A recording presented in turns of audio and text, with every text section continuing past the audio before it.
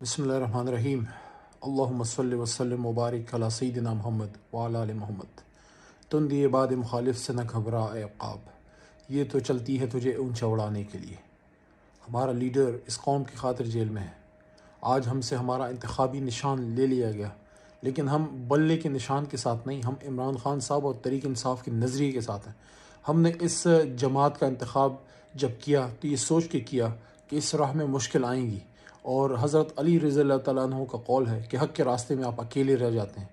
ہاں، ہم اکیلے ہوں گے اوپر کی سطح پہ کہ نظام ہمارے ساتھ نہیں ہے، ہمارے خلاف فیصلے آئے ہیں، سارا کچھ ہمارے خلاف ہوا ہے، لیکن اللہ ہمارے ساتھ ہے، قوم ہمارے ساتھ ہے۔ انشاءاللہ مظلوموں کی آواز ہمارے ساتھ ہے۔ ہمارا لیڈر جیل میں ہے، اس کا حق ہے ہم پہ کہ ہم اب یہ عہد کریں پوری پاکستانی قوم کہ اگر بلہ ہمارے ساتھ نہیں رہا تو ہمارا ضمیر ہمارے ساتھ ہے۔ ضمیر کی آواز پہ جو عمران خان صاحب کی تحریک انصاف کی آفیشیل لسٹ آئے گی، جس میں جس حلقے میں جو M P A M N A اس کی لسٹ آ بھی چکی ہے، جو ٹکٹیں عمران خان صاحب تحریک انصاف نے جاری کی ہیں، پوری پاکستانی قوم تہیہ کر لے کہ پہلے اگر ہم نے 1 ووٹ ڈالنا تھا تو اب ہم نے اپنے دوست احباب کو قائل کر کے ہم نے 10 ووٹ ڈالنے ہیں پاکستان تحریک انصاف کو۔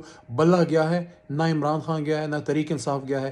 اسی طرح کی ایک سخت رات تھی، اسی طرح کی ایک مشکل رات تھی 9 اپریل کی رات، اور یہ آج ایک اور مشکل رات ہے 14 جنوری 2024۔ لیکن انشاءاللہ العزیز ہم یہ ثابت کریں گے کہ ہم ایک زندہ قوم کے نمائندے ہیں، اور ہم نے عمران خان صاحب کے ساتھ مل کے ہم نے تہیہ کیا، ہم پاکستان کو وہ ملک بنائیں گے جس کا خواب قائد اعظم محمد علی جناح نے دیکھا تھا۔